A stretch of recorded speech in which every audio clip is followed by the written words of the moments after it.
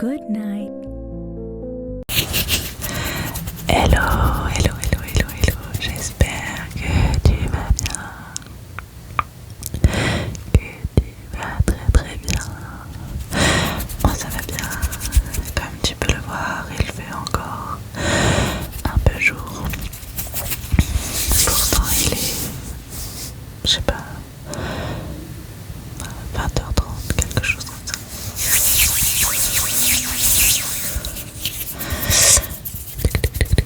Aujourd'hui, on se retrouve pour une petite vidéo chuchotement et notamment lecture chuchotée. J'étais en train de lire et je me suis dit pourquoi pas lire avec toi le bouquin. Avant ça, je me suis aperçue en tournant les autres vidéos, notamment la présentation et la vidéo d'après, j'ai déjà oublié le nom, je crois que c'est une attention personnelle, que en fait comme je filmais, je t'expliquais que je filmais avec les objectifs externes. En fait j'ai un flip, donc il est fermé et en fait ça, je l'avais mis en full size, donc ça prend du coup tout l'écran, donc tu voyais beaucoup plus du décor, tu vois, là t'es un peu là et tu voyais un peu plus la fenêtre, un peu plus sur le côté, bref. Et je me suis aperçue dans le montage que sur YouTube ça te faisait en fait une vidéo comme ça et t'avais les bords. Et je sais pas si tu préférais ce format avec les carrés et les bords ou celui-ci que je vais mettre en test, qui est ce que tu avais avant en fait, un format type short, tu vois, qui prend tout ton écran sur le short, mais qui, il me semble, ne prend pas tout ton écran lors des vidéos YouTube. Donc j'attends de toi qu'après cette vidéo tu puisses me dire en commentaire qu'est-ce que tu préfères. Est-ce que tu veux un format full size, donc le carré, ou est-ce que tu préfères ce format-ci, d'accord? En attendant d'avoir tes réponses, je pense que j'alternerai entre les deux, parce que moi j'aime bien l'autre format aussi, donc je sais pas trop, on verra ce qu'on fait. J'ai voulu essayer le format YouTube allongé, mais pour le coup il me semble qu'on perd vraiment presque tout le décor. J'essaierai peut-être après celle-ci, comme ça je pourrais peut-être te proposer les trois formats, mais pour l'instant dans le doute, choisis au moins entre ces deux là, ce format-ci que tu as devant toi ou le format de la vidéo précédente. Voilà. Merci de prendre le temps de m'aider à peaufiner cette chaîne, ce retour. J'aimerais vraiment pouvoir t'offrir quelque chose qui te convient au mieux. Voilà. Eh bien, je crois que c'était tout ce que j'avais à te dire et qu'on peut peut-être passer à la vidéo en elle-même, c'est-à-dire la lecture chuchotée.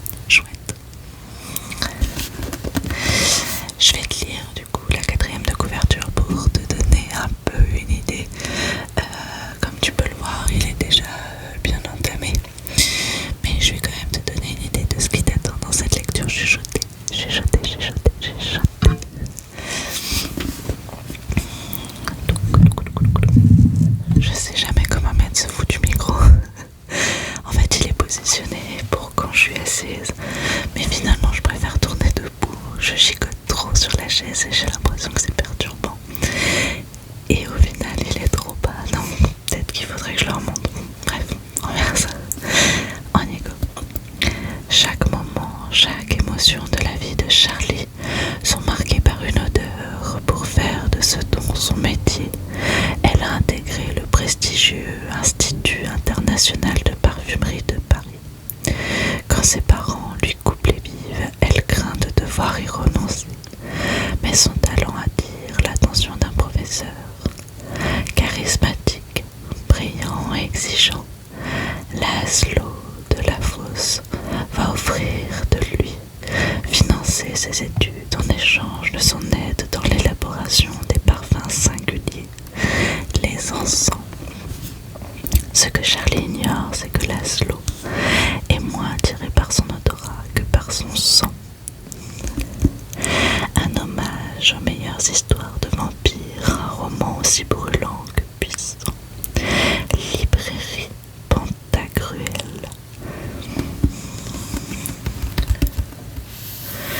Et c'est les éditions Slalom. Édition Slalom. Donc, comme tu l'auras compris, il s'agit donc d'un roman vampirique où l'on vit l'histoire de Charlie.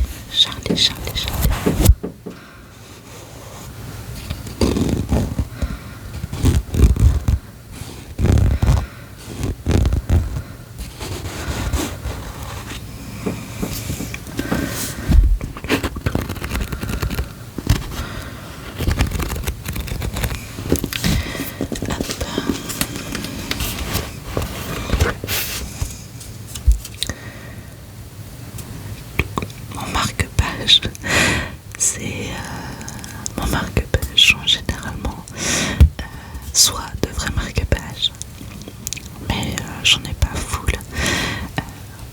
soit pas des petites cartes lorsque je reçois des colis. Et là, en l'occurrence, c'est une œuvre qu'il y a dans la cathédrale de ma ville. Donc voilà. Je suis au chapitre 19. Alors je t'embarque avec moi. C'est parti. Je vais essayer que tu vois un petit peu le livre.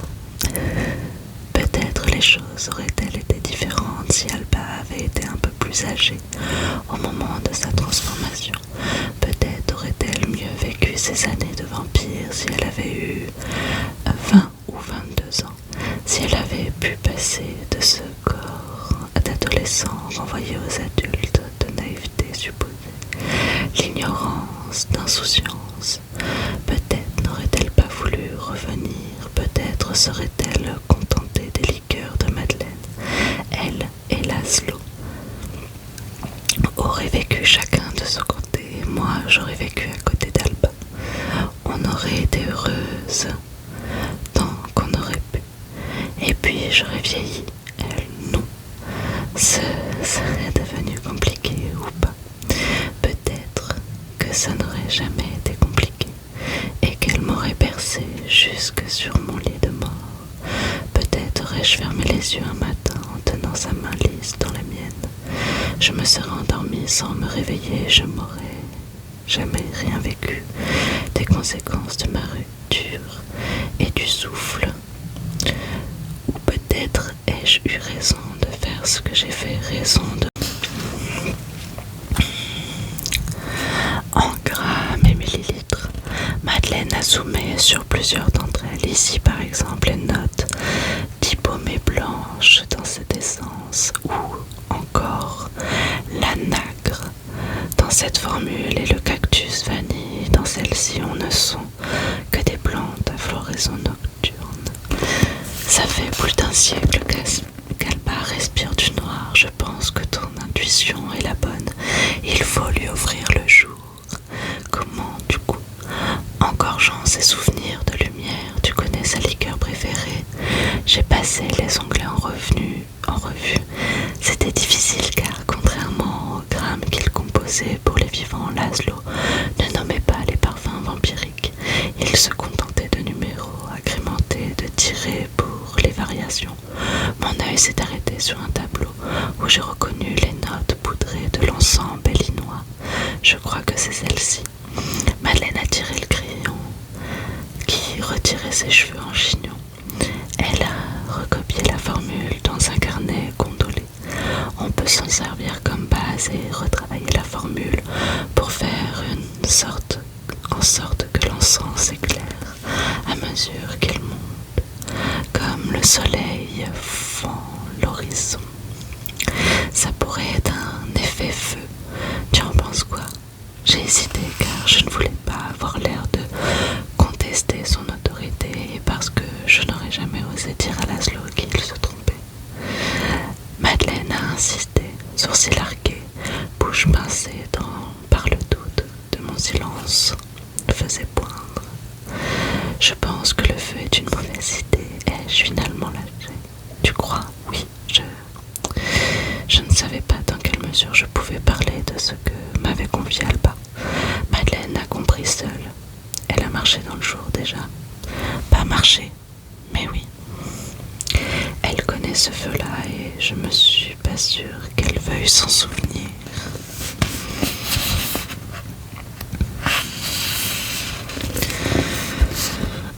Madeleine a tapoté le bord de la tasse de sang qu'elle buvait. Les essences de la serre a laissé des traces brunes sur les touches étalées devant nous. Une aurore plus douce alors, oui. Tu as quelque chose en tête, ça se voit. Le néon où pendaient les ensoirs grisés et jetés sur la pièce une lumière blafarde qui verdissait les peaux. Meubles ternis et bréchés, la peinture des tiroirs s'écaillait, le décor était pauvre, mais je m'y sentais bien. La serre ne me manquait plus. J'ai une idée, un peu niaise, ai-je avoué. Je t'écoute. J'ai bougé sur ma chaise gênée. Les encens de Laszlo avaient la complexité de bijoux ouvragés. Ils étaient précieux, intimidants comme rouges. J'étais sûre qu'elle allait se moquer. Ma voix n'a été qu'un filet. La première fois qu'on s'est embrassé, c'était à l'aube, après l'anniversaire de Sange. Pourquoi tu trouves ça niais? C'est un peu facile, non? Madeleine a souri. Ça peut marcher. Tout n'a pas besoin d'être compliqué. Les saignées ont commencé le lendemain. Alba m'a rejointe avec son carnet et son stylo à paillettes. Elle continuait de gratter des pages de vie. Je serrais et desserrais le poing pour faire monter le sang dans le tube. J'ai rempli plusieurs poches sur plusieurs jours. Emma m'a donné des vitamines, des gélules de fer et des compléments alimentaires. Tu peux aussi boire le sang d'Alba pour compenser, m'a-t-elle indiqué. Pas beaucoup, un demi-verre. J'ai rougi, Emma a rougi. Je vois, tu le fais déjà. Pas du tout, trop vite. Elle m'a rendu le pilulier qu'elle venait de remplir. Les échanges de sang sont courants dans les relations sexuelles entre les vampires et les vivants. Tant que vous êtes d'accord et tant qu'Alba ne te mord pas, ça ne peut pas vous faire de mal. À la serre, Laszlo optimisait la lecture en versant le sang dans une carafe ronde à col long et très fin, par lequel il introduisait un gaz neutre qui se chargeait des molécules d'émotion. La meute ne disposait pas de ces équipements et procédait plus grossièrement en lavant des échantillons avec différents solvants qui captaient un sentiment ou un autre et régissaient en changeant de couleur. On perdait beaucoup de matière avec cette technique, mais on n'avait pas le choix. Au troisième jour du processus, Madeleine a lu plusieurs échantillons de mon sang et isolé des couleurs que je n'avais jamais vues. Une rose de pétales froissés pour la douceur des nuits avec Alba, un jaune de pêche mûre ou de flamme pour la liesse, des soirées au bord de la marée gelée, un violet d'encre pour l'amour qui coule, tache et reste sur les doigts. C'était bizarre de voir mes sentiments disséqués de la sorte. Je pensais que nous étions plus que des souvenirs un peu bêtes. ces harmonies de couleurs, je me suis demandé si Iris aurait teinté mon sang des mêmes tons.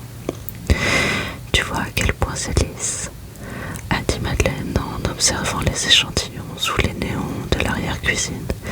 C'est ce qu'il faut pour le souffle.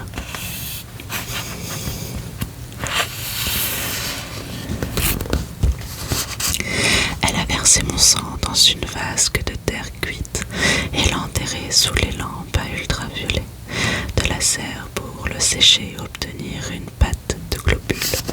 Après une semaine de repos, elle a opté pour 2 techniques d'extraction. L'enfleurage à froid sur 4 plaques différentes car elle voulait que les émotions s'étalent et retrouvent de la souplesse. Et l'hydrodistillation pour obtenir un beurre concentré qui fondait sous les ongles comme les tripes sous la langue. Au bout de 48 heures, elle a dilué un échantillon dans un mélange d'alcool et de plasma, puis a trempé une touche. Elle a humé sans rien dire, les yeux fermés, les épaules reliées entre deux, autour de la bandelette. Je rongeais l'ongle de mon pouce. C'est comment? Cinglant. Elle a remis la touche sous ses narines, humée plus vite, secoué la bandelette, humée encore, comme une fleur qui transpire au soleil avec des reflets de lys. C'est bien.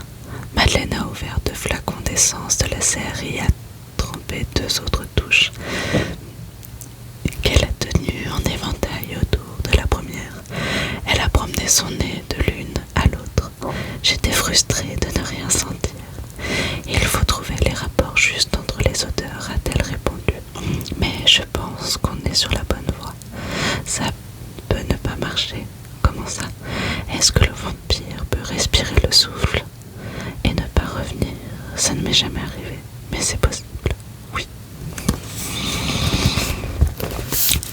Dans ma gorge, un nœud. Il se passe quoi alors? N'y pense pas, et en pinçant les bandelettes sur un porte-touche pour que l'encens se développe. Si tu y penses, ça ne marchera pas.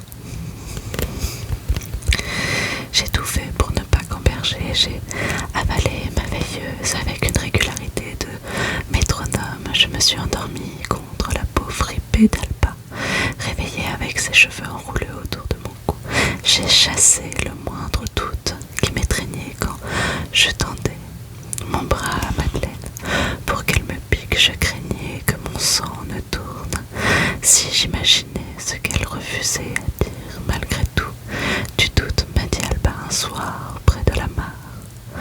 On avait pris de quoi boire et manger au réfectoire et déplié une couverture dans l'herbe humide pour pique-niquer toutes les 2. La glace, la surface avait fondu. L'eau lisse et noire aspirait tous les reliefs. Non, ai-je répondu. Alba était allongée sur le dos, la tête sur ma cuisse. Elle m'a touché la joue. De quoi tu as peur? De rien, Charlie. Et si ça ne marche pas? La résine incandescente d'encens qui nous éclairait a fait onduler les ombres sur son visage. Si ça ne marche pas, on réessayera. Mais si ça te tue?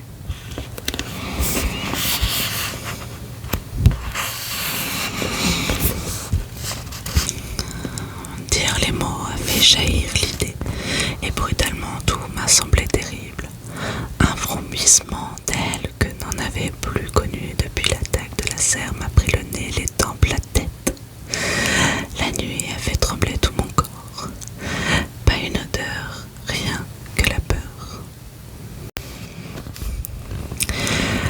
Alba s'est redressée, regarde-moi.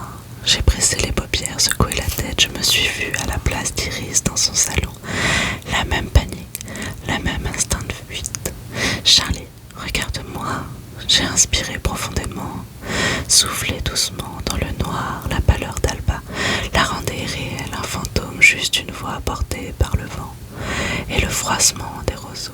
Elle a continué aussi douce et patiente que je l'avais été à la fin de l'été. Il n'y a aucune raison d'avoir peur, je te fais confiance, oui. Je t'aime tellement. Moi aussi, je veux grandir avec toi. Les mots sont restés dans ma gorge, tassés et inutiles. Je les ai avalés avec les sanglots accrochés aux yeux d'Alba. Je l'ai encore, vivant, bientôt. Ne recule pas, a-t-elle murmuré, s'il te plaît. J'ai secoué la tête, j'ai promis. J'étais terrifiée, mais je n'aurais pas supporté de la laisser tomber. Alba aussi a donné du sang, beaucoup moins que moi, à peine un bécher qu'elle a laissé se remplir après s'être tranché la paume au-dessus de l'évier du laboratoire. Il était plus lisse que celui que j'avais bu dans la cave, moins rouge que celui de la fiole que j'avais cassé chez Victoire. Il portait la trace de toutes ces heures heureuses au cœur du sabbat. La beauté des nuits sans contrainte, la joie de la liberté. Madeleine l'a fait tourner dans une essoreuse à salade pour imiter une centrifugeuse. Elle voulait en casser la structure comme on pulvériserait des atomes. Ensuite, elle l'a versé dans un décanteur et l'a laissé mûrir sous les lampes ultraviolets. Les vampires qui venaient chercher leur encens ont décrit une odeur de carcasse réchauffée par des fruits piquants et qui dégoulinait. Au bout de 3 nuits, le parfum avait envahi tout le laboratoire. L'air était irrespirable, sauf pour moi, qui ne sentais plus rien. Madeleine a récupéré le décanteur, paroi rosée, déformée par endroits comme si elle avait ramolli. À l'intérieur, le sang en était séparé en 4 phases. Une première claireuse, presque une gelée, une deuxième sombre et épaisse, une troisième très fine, fanée, et une quatrième d'un rouge net de coulis. Madeleine les a désignées l'une après l'autre. Le lien, le sang de Laszlo, celui d'Irène et tout au-dessus, les dernières gouttes de sang vivant d'Alba. Le sang du coq. Oui, c'est à cette base qui se mélange le sang du faiseur pour la transformation. Madeleine a filtré pour isoler chacun des liquides, mis le lien au congélateur, bu le sang d'Irène et jeté le sang de Laszlo dans l'évier. Celui d'Alba reposait, liquide et inoffensif. Goûte si tu veux, je le connais, crois-moi, ça n'a pas grand-chose à voir avec du sang de vampire. J'ai trempé le manche d'une cuillère à café dans le bécher. C'était métallique et cru.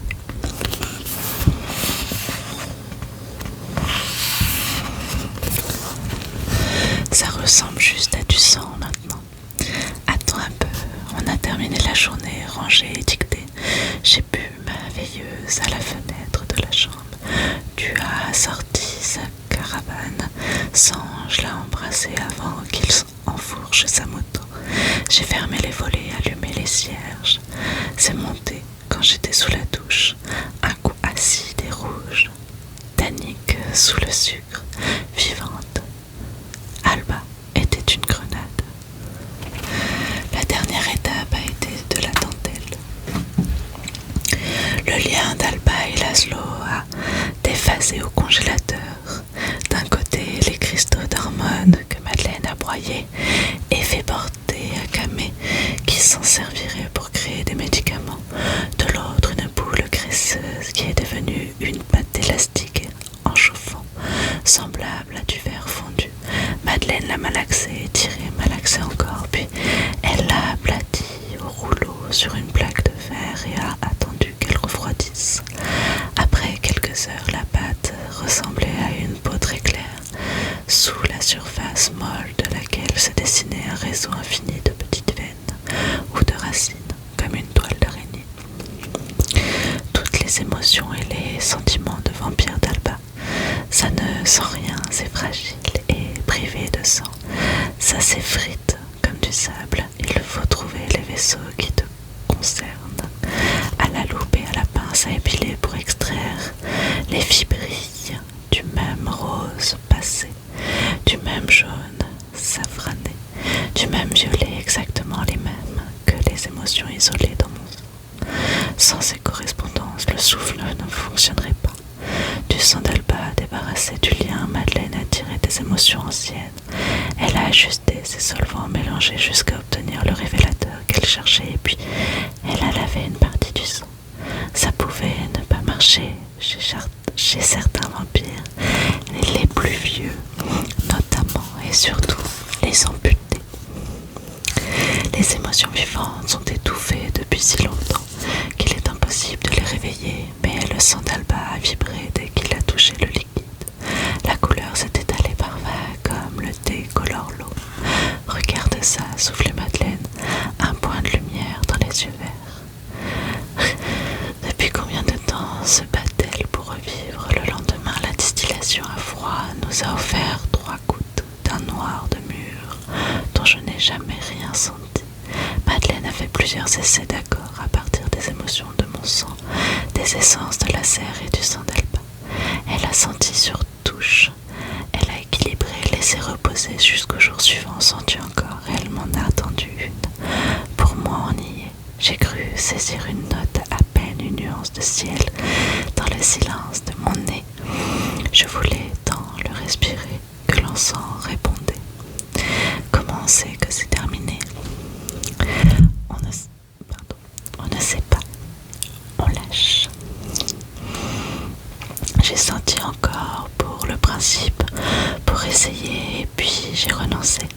J'ai mis les béchères et les tubes qu'on avait utilisés à bouillir pour les nettoyer. J'ai aidé Madeleine à débarrasser les paillasses, ranger les cuves, ramasser les miettes de concrète et de sang séché semées pendant la fabrication. Une chaleur étrange me gonflait la poitrine, l'impression d'un but atteint. Le même soulagement, le même ravissement qu'à la fin d'une randonnée quand on n'a plus rien à marcher. Madeleine a séché un flacon opaque, semblable à tous ceux de son orgue. Elle y a transféré le souffle à la seringue et y a jeté des fibrilles du lien. Ils seront dissous d'ici à 24 heures. Le bouchon a cuiné quand elle l'a vissé.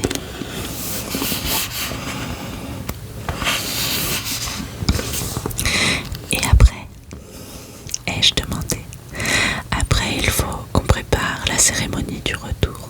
Vous viendrez demain, je vous expliquerai. Dans sa main, le flacon minuscule, Madeleine l'a rangé avec les liqueurs et a éteint la lumière du laboratoire. Dehors, la nuit était douce et lumineuse. Ciel dégagé, étoiles franches, un vent léger agitait les lampions colorés suspendus entre les caravanes. Madeleine s'est arrêtée sous une boule bleue pour allumer une cigarette d'encens. Un trait de lumière froide apparaît son front d'ossature, de son visage appointé sous le masque de poupée. Tu as bien bossé, Charlie. Tu parles, je n'ai rien fait. Elle a soufflé sa fumée, modeste en plus. J'ai ri, touchée, heureuse. J'étais pressée de retrouver Alba et de lui annoncer qu'on avait terminé. Tu pars par où? A demandé Madeleine. Je vais à la grange. Alba présente un film japonais des années 50. Un truc avec un meurtre et des fantômes. Ça a l'air sérieux, très. Madeleine a bâillé et pointé l'allée qui menait à la caravane où elle dormait. Moi, je vais me coucher, je suis crevée. D'accord. Bonne fin de soirée. Venez demain. Oui. Dors bien. Elle m'a laissé sa cigarette d'encens et m'a pressé le bras. La nuit l'a dissoute en une série d'ombres moitées. C'est la dernière fois que je lui ai parlé car le lendemain, tout s'est effondré. Et voilà pour ce soir.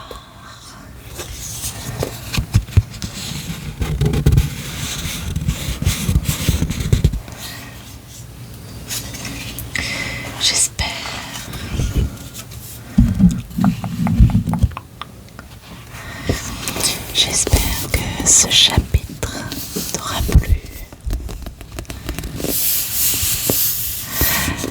J'avoue que c'est un peu atypique pour pouvoir dormir.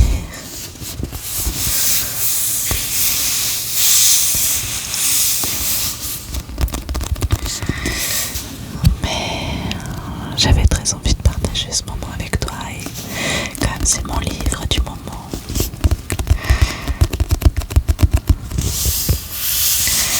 eh bien j'espère que tu auras passé toi aussi un agréable instant. Sur ce, je te souhaite une très belle nuit. Te fais plein de bisous et te dis à bientôt.